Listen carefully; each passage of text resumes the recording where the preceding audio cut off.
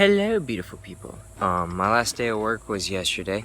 I am blessed that I was given the opportunity of that job and blessed with the tips that I was given because it was all him, it wasn't me. Like, yes, I was the vessel and I was working at the car wash, but he was the reason, he was the motive of why I was working. There were 3 words that I wanted to go over, and that is seed, time, and harvest.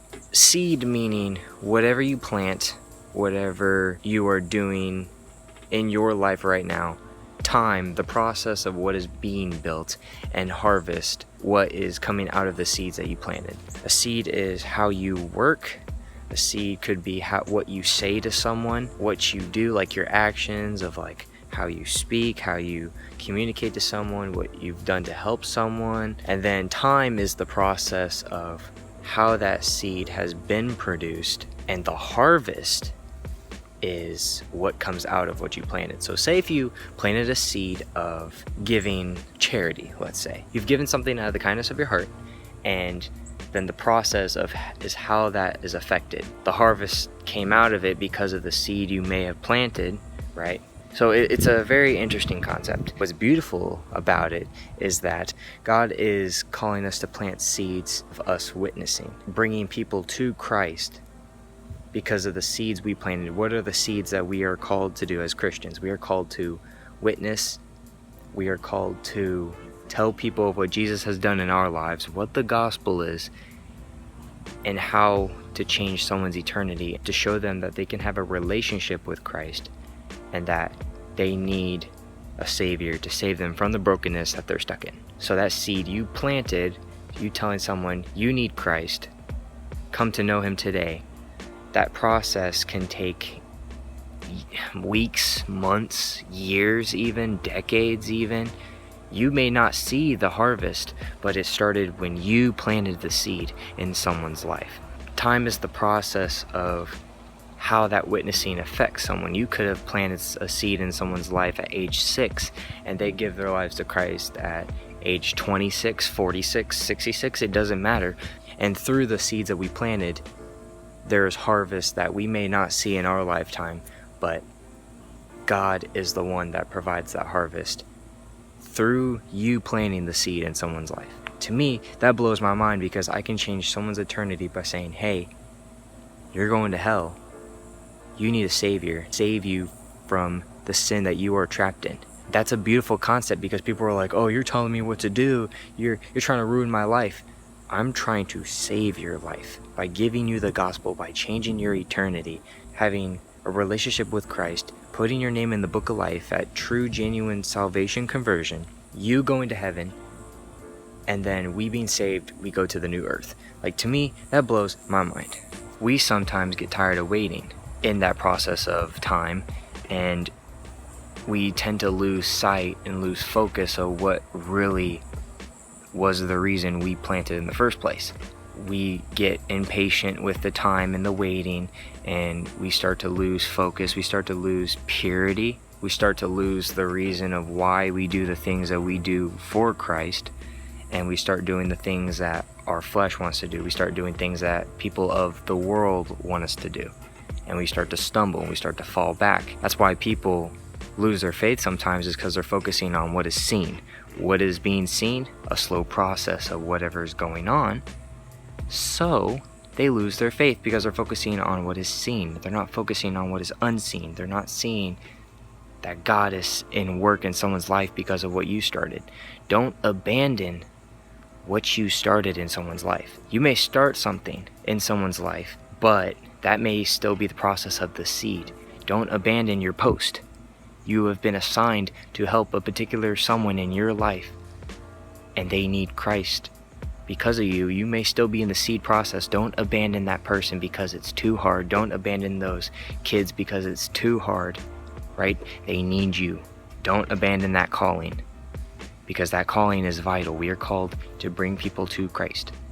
That is our calling as Christians. Just let God remind you of, say, the seeds in your life that you may have abandoned, or be focused on the seeds that you don't know are going to be planted in your life, but be ready and aware of possible seeds. And we always pray like, oh, I'm not capable of this, like heal me, I'm hurting, and then once we become healthy or spiritually whole again, we tend to sin. Stop praying survival prayers of heal me, help me to be healthy, and start praying, Lord, you are the overcomer. Help me to overcome this with you. I can't do this on my own. I need a Savior to help me through this. Help guide me, help show me the steps how to overcome this. Because Jesus overcame the whole entire thing on the cross. He died for the sin that you are struggling with. That blows my mind. I can't even fathom that. God is not a, if only he can do this kind of a God. He goes beyond, exceeding abundance. What is abundance? A mass quantity, like a whole lot of something. That's what abundance is. You may pray for a seed and God will give you a whole entire garden of seeds. You may get scared, you may get overwhelmed, but guess what? God is calling you to plant seeds. You know what a seed does when you plant it in the ground? It breaks open. All the soil breaks open that seed so it can grow. All the nutrients can be filled into that seed and it grows. When you give your life to Christ, Christ opens up your heart and you start seeking him. You start growing in him. Because of the people that planted seeds in our lives, our mentors, our church leaders, especially our youth pastors, our main pastors, all the spiritual, godly influences in our lives have planted seeds. That is why we have faith, is because people planted seeds in our lives. Why would you neglect planting a seed in someone's life when someone planted a seed in your life? That's not fair. You are called to open someone up. You're called to plant a seed in someone's life and that God will bring a harvest out of. Don't slow the seed process, and it may come with time, because I was a good Christian for probably about 2 years when I moved to Florida, and it took me 2 years to get saved. Like, to receive true, genuine conversion, true, genuine salvation, it took me 2 years. That's 365 days times 2. That's a long time. 2 years is a long time from whatever scale, depending what you're looking at. 2 years can be a long time.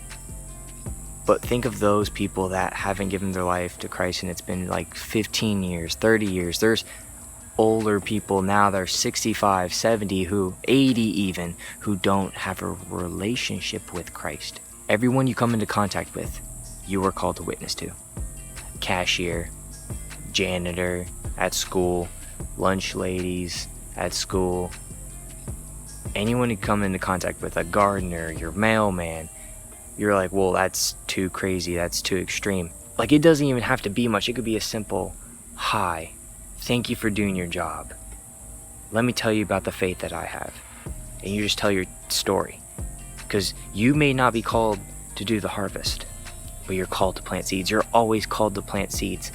It is not your job to reap the harvest of, oh, I missed this opportunity for the seed, now there's going to be no harvest. If you plant the seed, there will be a harvest. You may not reap it. God will. We as Christians are called to plant the seeds. You are called to plant the seed if you're watching this. Bring people to Christ. And if you don't have a relationship with Christ, my desire is that you come to know him today and that you seek him with your everything. Ask, seek, knock. If you don't have a relationship with Christ, my desire is that you come to know him today and that you seek him with your everything. Meaning, you give up what you know is against the Bible. You give up knowing this is going to hinder me, this is hurting, this is a struggle in my life, and you give your burdens to God. Your God, my God, the God above that created everything, wants to know you and have a relationship with you personally. He wants to take the burdens away from you. He died already. He died for those burdens anyway. Acknowledge that you're a sinner, that you need a Savior. You cannot do it on your own, and that you come to know him today. That's amazing. That's incredible. I hope you enjoy that little message that I got. Seed, time, harvest. That's what it's going to take. Plant the gospel in someone's life. And if you don't have a relationship with Christ, there's someone that's going to plant a seed in your life, and let them. It may be me, it may be someone around you, but God will tug on your heart if you seek him out. God will tug on your heart knowing that you need him more than anything else in this world. Your spirit is the most vital thing about you, because that is what is the connection to Christ. That's crazy. That blows my mind. That's wow. Hope you have a good day. Hope you stay blessed. Start planting seeds. Be a spiritual gardener. And I will let you guys know what happens throughout the week.